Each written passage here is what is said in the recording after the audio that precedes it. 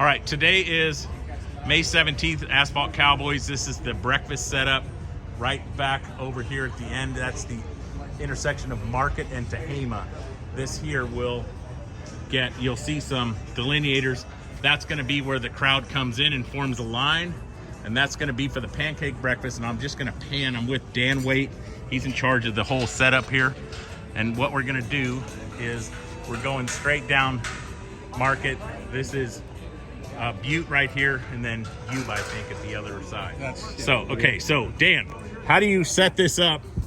Want to kind of talk about this? How many lines do you have? You have all these delineators. We haven't set those up yet. How many lines do you see coming through here? There'll probably be 6 lines that funnel down to 4. Okay. There could be 8 lines funneling down to 4, but most likely 6. So these get set up in the morning of the pancake breakfast. Okay, got it. And there'll be tables down there for tickets. Okay. Tables for plates. Right. And then delineators to give people. Okay, so we'll set up those tables in the morning, the whole handout, plate, and ticket cost, because by the time they get to this point, they've already paid or got their and got their plates and everything else. So now here's the next step. So now we have, what is all this right here? So we have 8 tables. We'll back up a little bit because these are the tables for plates. The plates and got it. and utensils. Okay. The tickets are back there. Okay, got it.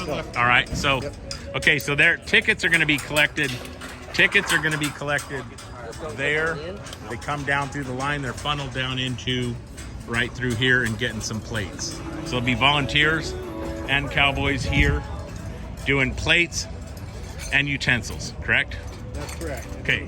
Then we got our propane tanks. And we got so let me ask you one question about this, because I think this is important. Okay. We have Campora here, and then who generally and how do you make that contact, and how does that part of it work?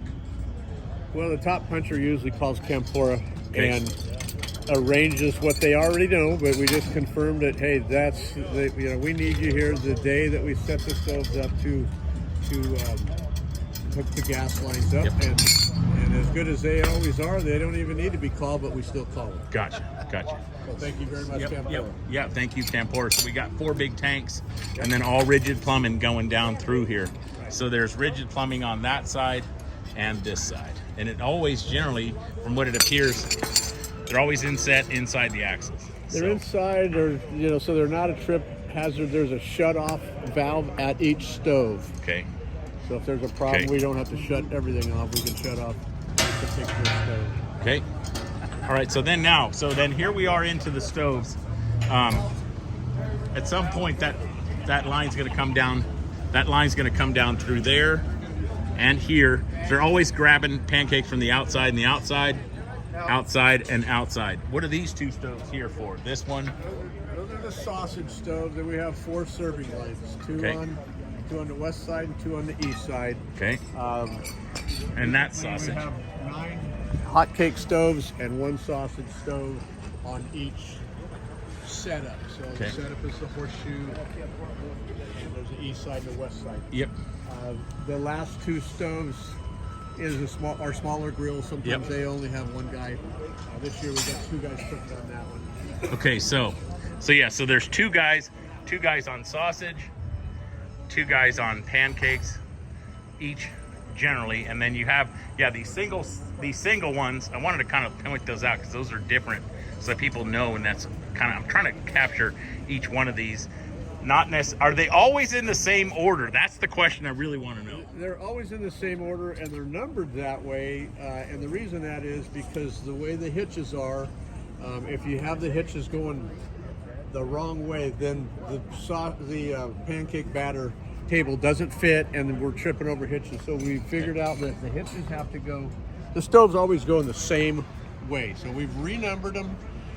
And if you look down, we got 9, 10, 11, 12, 13, 14, 15, 16.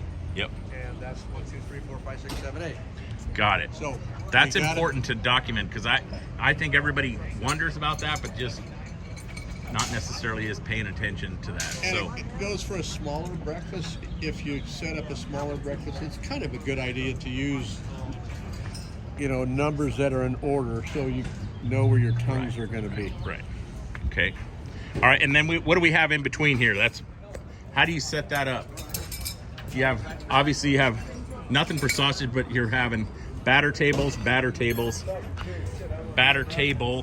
with 2, and then here, what are we doing about these guys at the very end? There is a batter table at the end there. Okay. We're short one right here, but actually we got a short one for Mike in case. Oh, he that's needs to good. cook Yeah, up in that case I one. just blend into pancakes. So I got you. Each stove has a place to set his pancake dispenser. Yep. Okay. And then the batter, I want to ask one question. I mean, and we're not, this is obviously the day before, so we won't really have that, but what do you expect as far as the batter guys? Are you relying on them to just say batter, or are you relying on them to be proactive to say, hey, that guy's looking like he's low? They kind of get proactive as the breakfast gets started, and when we're low, we holler batter. And normally, if you cook one full stove of 20 hot cakes, that's one dispenser. Okay, perfect. Of pancake batter. So they're on the ball. They're usually working the line, and they never leave the line except for to get another bucket. Right. Okay.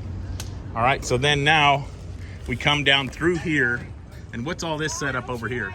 Well, these are the tables that we set out in the morning. Right now they're set out of the way so we can get the trucks through here. And we serve coffee, the butter, and the syrup, and orange juice and milk from these tables. And there's 8 of them. Okay, so yeah, so here they are. And then there's 2 over there just in case somebody's looking. So that's 8 setups right here. So this is condiments and coffee, juice, milk, syrup, butter, all that. Right. What about this producer's rig? Well, now we're to Butte Street. So Okay. Butte Street doesn't really line up; it kind of jogs east and west. But Yep. we have our one of our supply trailers here, and it could have pancake batter, could have the syrup, could whatever's in it. We have a couple supply trailers. Behind that is 2 dumpsters: a recycled dumpster and a trash dumpster. Okay, and I think there's some sort of an organic thing going on. So that's the recycle for paper only, I believe. Okay, right. We got a cold truck right here that's got our milk and orange juice in it. Okay. So all right. that's that. And porta potty placement, and how many? Well, we should have 6 right here. I haven't counted them today, but it looks like there are 5. 1, 2, 3, 4, 5. So that'd be the southwest corner of Butte. Yep. And Market. Okay, got it. I'm just kind of looking at that, how that's set up. I'm not sure where, but we should have, I believe he's putting our 6th one. There should be a hand wash station at that. Which there is on this side. Right there. Yep. Okay. So we have all that. Okay, and then this is how this year the tables are set. And it's hard to judge how many tables we have out there. I don't know that we've counted them recently, but hundreds. There's approximately 230 tables and around 8 chairs at each table. So, do the math, or somewhere around 1,800. So I want to ask you a question about that. Let's look at this right here. There are some people, and there was a lot of discussion today. Here's a good example. There's some that say it's 4 per row, 4 per side. Others say 4 and 1 on the crack.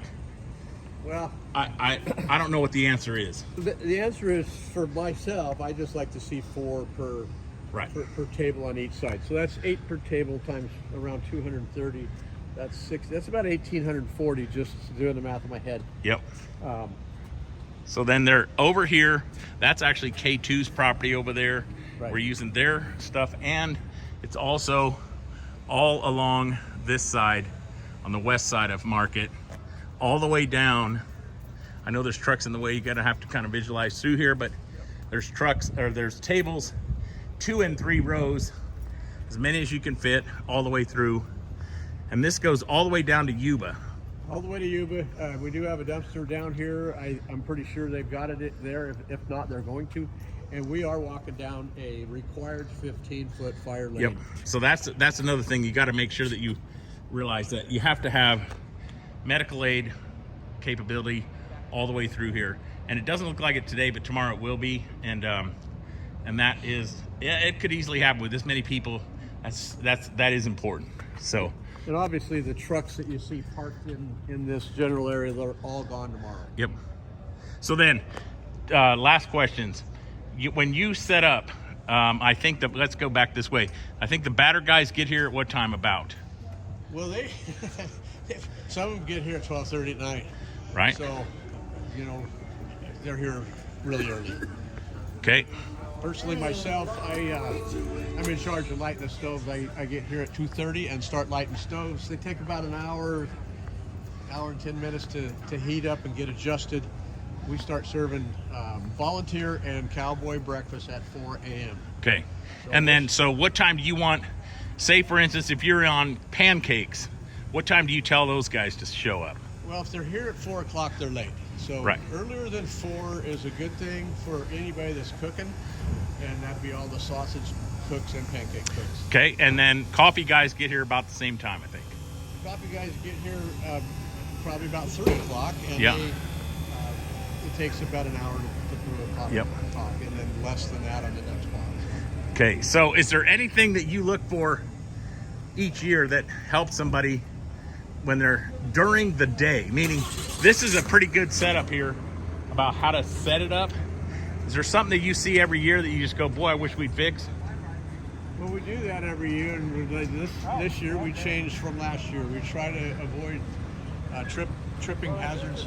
Yep. And I think we've done a pretty good job this year. Our setup is a little cleaner, and it's more tidier than it was last year. I think last year was the first year down here. So True. my job is to draw a map. I've drawn a map, and if we make changes, it's easy to do. Everybody has input, including the guys mixing the batter, the guys making the coffee, and the guys setting the tables and chairs. So we just try to get everybody's input. My map is only based on what we have done in the past and any changes that we think we need to make. Okay. I'm going to try and include a drawing of that, or a photo of that map at the end of this video. So if there's any questions, call Dan Waite. And I appreciate your time today. Thank you. Yep.